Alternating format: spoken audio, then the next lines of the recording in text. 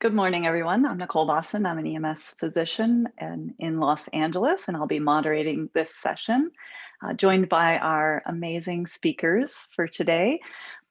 Jennifer, let me start with you because, well, I like to consider myself a young woman, and you are as well. And it's certainly concerning to hear about all of these disparities in care and in outcomes.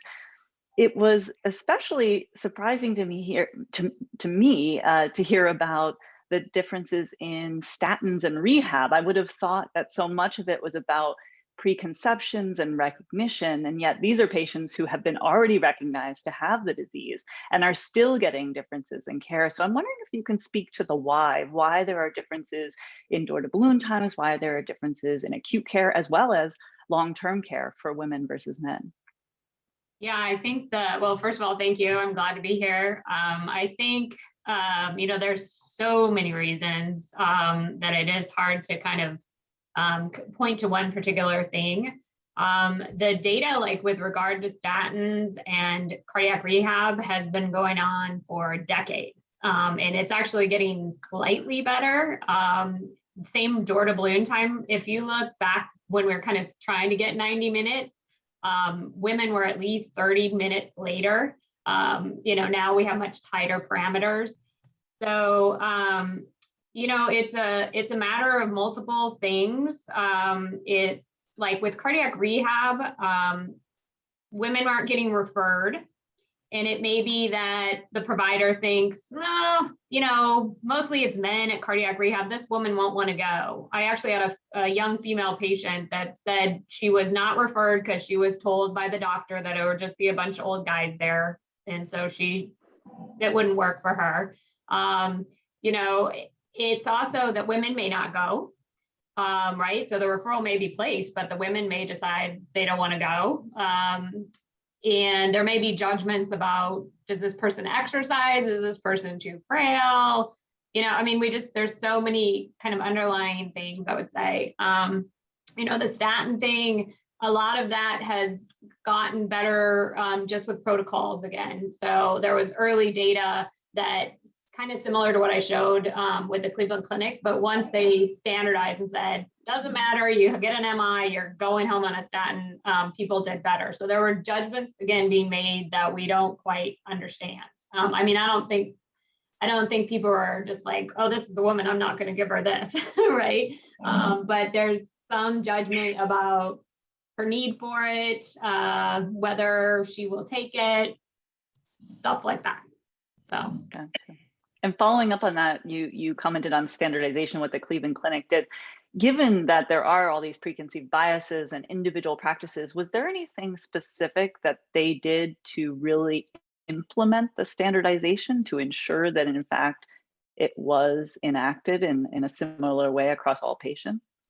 Yeah, a lot of the stuff that I think everybody's been doing has been helpful in a lot of respects. The door to balloon time would be a good example. And while there is still the significant difference, it's much less, right? I think I quoted 4 minutes now or something as opposed to 30 minutes like it used to be. So some of it is not looking necessarily too hard at the patient themselves and just be like, go through the system, right? And at some point, obviously, if somebody needs to stop the system, they do. But otherwise, you get your EKG, you get transported to the cath lab, you do your angiogram, et cetera.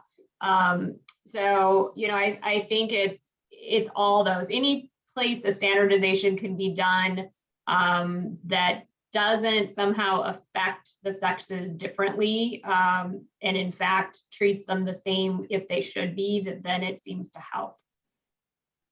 Great, thank you. And before we move on, I just was wondering if you have any specific advice for EMS systems. Is there something that we're not doing that you think we need to be doing now to reduce the disparities? Well, based on the last talk, I'm certainly not going to tell EMS what to do. I think it's really interesting. So when this study first came out that said women were, significantly more delayed out in the field, I have a friend who's a firefighter in Chicago, and I said, what do you think that is, right? Because I couldn't quite understand it. And he said, well, One thing I notice is that if we go to a woman's house, she is often more likely to need to get stuff done before we can transport her, or she needs to grab her purse and she needs this and she needs that, and make sure, honey, there's dinner, in the fridge or whatever. So some of it could be, again, patient driven. And, I showed that patients often don't recognize their own risk, right? So I think there was a question, about EMS and like recognizing Minoka. I don't think that's important. I think it's recognizing this person could be having a heart attack regardless. And I think it could be a 23-year-old woman, right? It could be somebody that looks perfectly fine to you. That doesn't matter, right? That's not your job to decide. It's just this person be having an MI, and then you need to move her along, right? So if she says, I need to do this, I need to do that, I'd be like, no, we need to go. You could be having a heart attack. So I think that sort of thing would probably be beneficial. Great. And I want to loop Clayton and Dave into this. Clayton, do your providers get any specific education that may address some of this disparities in terms of recognizing cardiac emergencies in women? Yeah, it's part of the primary training, and at periodic intervals when we do training, we talk about the varying presentations of STEMI. And the biggest thing is, of course, that more than half of STEMIs, male and female, don't have chest pain at all. So if they focus all their energy on chest pain, they're going to miss quite a few. We're working on building out a new educational module, because I think we've realized that we neglected that once our paramedics are finished their primary training, we don't really go back and provide them refreshers in their primary training. We focus on the new stuff. We need to go back and make sure that we're giving them opportunities to also refresh on the older stuff for the foundational knowledge. Great. Dave, are you doing anything particular at Long Beach in terms of this standardization, say, that Jennifer mentioned? No, nothing specific. I mean, we have trainees here as well. I mean, we try to teach everybody just to treat everybody the same. And I think there's a lot of implicit bias that goes into that, but nothing specific that we're doing other than just treating everybody with respect and taking every patient, as Jennifer said, regardless of age, gender. We didn't talk about ethnicity, but that plays a huge role in some of this, I think, especially with women, but just treating everybody like they've got the disease or some disease, and we'll try and figure out what it is. At USC, I will say, at a very heterogeneous Hispanic, African-American population, we saw a tremendous number of young STEMIs and Hispanic men that were, my youngest was 18, but 19, 20 was not unusual, no risk factors, and just smoking cigarettes. And that was sort of new to me. Great. Well, you're doing some amazing things with ECMO. That's a sort of new and innovative therapy in the space of cardiac arrest. It definitely there's some naysayers out there.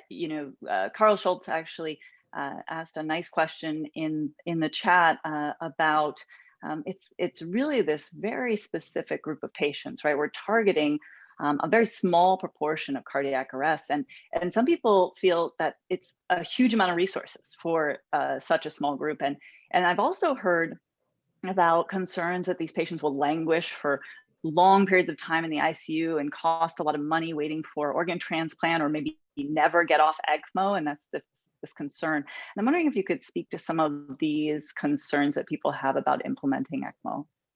Yeah, well, I would say a few things. And as I said in the presentation, I'm completely biased because we had that 38-year-old male at USC 2.5, 3 years ago that survived. And so as soon as I saw that case, I said, I'm a believer. I personally think you only need one save to push you on the side of this is amazing technology. It is a small subgroup, but I think once you start getting comfortable with technology, you can apply it to different patient groups. As you know, for the studies, we're really talking about refractory VT, VF. That is, I think, the sweet spot for this. But, as we all know, you could have a patient arrest in the hospital, a young woman with a massive PE, and you've got to be able to cannulate that patient, et cetera. The other thing I would say, which I didn't say in the presentation, but I think we've really been favored a little bit from the phenomenal work from Minnesota. And the people in Minnesota, Tim Henry, Mike Mooney, all these guys, Yamanopoulos, I mean, they're out of control. And their ability to do this, I think, set the standard very, very high. They're just a unique group of doctors, a unique organization. So arrest was positive. I mean, markedly positive. we'll see what the other studies show. Nicole, you know, the gentleman from Prague that we spoke to, I think his study is going to be positive from the data I've seen. I've seen him do live cases, and that guy's out of control too. But you got to have people that are fired up, committed. You've got to have everybody on your team, as Clayton was saying. I mean, everybody's got to buy in. If there's a naysayer, you're not going to be able to get it done at your hospital. But it's early, and I'm positive that it's gonna pan out. Just to expand on that, Dave, who really needs to be at the table? Which specialties to make a successful program? It can't just be about cardiology. It's really got to be the continuum. So can you speak to that as well? Well, I'll give you my thoughts, and these are just my thoughts, but I like to work with everybody. I like to work with vascular surgeons, CT surgeons, radiologists, dermatologists. I mean, my wife's a surgeon, so I have to say this, but I think every hospital is a little bit different. And as you know, in LA County, Cedars is different than UCLA and different that we had at USC, and we're going to do something different at Long Beach. But everybody's got to buy in. I don't think it matters who cannulates. I really don't. But it's got to be somebody who's very comfortable with cannulating, somebody who can manage the groin, somebody who's comfortable with ultrasound, imaging, pressures, et cetera. It could be an ER physician, it could be a CT surgeon, it could be a thoracic surgeon, it could be a vascular surgeon. Every hospital is going to figure out what they're going to do differently. The ED has got to buy in. The hospital's got to buy in because, as you said, Nicole, these people stay in the arrest trial. I think the mean hospital stay was something like 28 days. That's the mean stay. The longest we had at USC for ECMO was, I don't want to say it, but I'll say it, 3.5 months, but he was a young kid and he walked out. So we'll do that kid again. You know what I mean? Hospital administration has to buy in, the ED has to buy in, critical care medicine, nephrology has to buy in. So at 3 in the morning, when you say, I want to put this guy on CVVH, they don't want to do a 20-minute discussion on the literature doesn't support CVVH and somebody who's not woken up. So you got to get all the team members buying in. Great. Yeah, and neurology, I'll add to that as well, right? Because we have them involved for prognostication, thinking about it. Yeah. Well, Clayton, I know you're involved in this as well. Obviously, identifying these patients in the field is important, getting them rapidly to the hospital. How has it been, how have your crews responded to this new therapy, and what's been the kind of implementation challenges for you in terms of training up people? So I'll start with the challenges, but I'll finish with the wins. So the biggest challenge for us is we're a really big department. We have 175 fire stations spread out over about 2,400 square miles. So, and only 3 hospitals that are right now participating. So we had to limit it down to certain sections of the department that would have a chance to transport to these destinations. But there's a lot of movement within the department. People promote, people transfer, new people come in. So staying on top of it so that people are relatively fresh. The way that we did it was, rather than having them apply the Lucas only in patients that might be potential ECMO candidates, we gave them the green light to put the ECMO on all cardiac arrest so that they would stay fresh with it. They'd have a chance to use it regularly, and then going back and retraining and retraining and retraining. But finding money for new ECMOs is also a challenge. In terms of the win, what I'll say Clayton, is this. Oh, yeah, go ahead. Just you mean new Lucas, right? I just want to clarify, Yes. You're not putting them on the ECMO in the field. No, Okay. Just want to make sure we are talking about the same thing. I don't know if it's the plural of Lucas, Luci, or Lucases. I don't want to scare.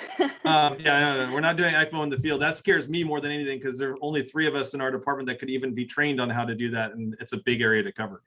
But no, the big thing is being able to celebrate some of the wins. When you see a family that you return a cardiac arrest survivor back to them neurologically intact. And my family had a cardiac arrest survivor that was my sister-in-law's father, who lived 20 years neurologically intact after his cardiac arrest, and was a fixture in my nephew's lives as he's their grandfather. So would show up at soccer games and host birthday parties, and all of that would have been gone. So much of what we do in the fire department and EMS is about the 3% of critical care patients that what we do in time and everything else really makes a difference. I mean, the chronic abdominal pain patient that is calling for the 10th time this year, whether they walk to the hospital or going by EMS, often does not make much of a difference. But the 3% makes a huge difference, and being able to get a life that you return back to the family intact is really why we do this job. So finding the motivation has not been very difficult. Awesome. Couldn't get a better endorsement than that. Yeah. Jennifer, is your system or your hospital implementing ECMO for out-of-hospital cardiac arrest or cardiac arrest in general? We certainly will do it. We don't have a standardized, like everybody gets it, but yeah, I mean, It can be life-changing. I think with more young people get better when you don't necessarily think they will. So I think they do deserve a chance. They tend to recover more than, the 80-year-old or something like that. And I agree, the biggest issue often in the end is complications from the device itself, and often related to access. So, you need people doing that can do it well, and people managing that can do that well. So, but it can be life-changing, and even if it's only a few people, that's what we're here for, just as was said. So great. Well, I know we're ending soon, but I know we have a little extra time with the next session being short. So I'm going to take a few minutes because I don't want to negate QI. And there was some interest, Clayton, in your Cognito form, for example, in the chat. You spoke to the fact that it's really about processes for QI and not about outcome, but it also seemed like getting that feedback loop going and giving that reinforcement to the crews is so important. And there are challenges there for sure. How did you create these connections and have the hospitals complete these Cognito forms? And what's actually the success rate in terms of getting feedback back for the patients that your crews bring in? Oh, you ask good questions. So we stumbled on the Cognito. I forget, we're doing something else internally in the department. And Cognito gives just a ton of, and I'm not endorsing any particular vendor. We happen to use Cognito and we've been really happy with them, but there are other vendors that do the same thing. But it's really customizable, so we could design it any way we wanted. Then we got the idea of, hey, we really want our hospitals to be able to reach out to us, because we would hear sometimes that they didn't know who to reach out to when they had a concerning EMS run brought in, and they felt like their voices weren't being heard. So we designed the first Cognito link to them and gave it to them saying, you don't need to install anything in your software. It is HIPAA compliant. We just need a few tidbits of information, and you have to put your name on it so that we don't get random anonymous critiques that we can't really follow up. And so that seemed to be pretty popular. We shared it with our pre-hospital care coordinators at the different hospitals. And then it was at one of the STEMI meetings, where the system-wide STEMI meetings, that we were getting concerns about, we're not getting EKGs transmitted to us, and we have concerns about this and that. And we kind of got the idea there, the light bulb went on of, well, let's start sharing some of the outcomes with our providers for the STEMIs. And some of the STEMI centers in particular have been really high utilizers of this, and attaching photos and cath lab pictures and things, which is really great. The crews really appreciate seeing the end result of their work. As far as the compliance with it, it's hard to say. We don't know what we don't know. And our system is so big, I don't know all the ones that end up being a STEMI that we transport that we never hear back from. But I do know that it seems like we're getting more and more STEMI centers online sending us these feedback forms. Great. Perhaps I can ask Jennifer and Dave to comment maybe on some of the challenges on the hospital side about getting that feedback back to EMS, and if there's anything on either side we could do to make that easier. Go ahead, Dave. Yeah, thanks, Jennifer. So I was just going to say we would have EMS come to our STEMI quarterly meetings at the hospital and try it. I think we invited them all the time, and we had them there maybe half the time, but we had tried a few different things to actually, if they weren't busy, to actually have them stay in the control room and watch a case, and they really enjoyed that. We've never let them do angioplasty, but I think just having watch the case and hang out and see the patient come in and out of the room. Most of the time they didn't have time, but maybe 30 to 40% of the time they would hang out. We also do that for our ER physicians as well. I would always take a picture pre and post, and whoever activated the patient. So I think it's very important to tell the ER physicians follow up. A lot of them will look in the computer, but I would just snap a pre and post picture and send it to the ER doc, and they always were very appreciative when they got that. And I've started doing that here at Long Beach, which apparently is a new thing. Nobody talks to the ER here at Long Beach, which I'm sort of shocked about, but. Yeah, I would agree that as things become more connected and EMS can send us stuff, we should be able to send stuff back. And we've had similar where if we can get the info to them, obviously it's fun for them to see what happens. Dr. Lee was my attending when I was a fellow, which was quite a while ago. And I remember even at that time, he would take a snapshot of the before and after and make sure that people upstream saw that. So, you know, he's done stuff like that for a long time. I think that was great modeling of how everybody's involved and everybody should get to celebrate these good outcomes. Excellent. Well, thank you all so much for sharing all this great knowledge with our attendees. I learned a lot and I appreciate it. Now we're going to move to the EMSA section of the program. So I'm going to turn it over to the virtual Dave Duncan, who's going to talk to us about STEMI in California.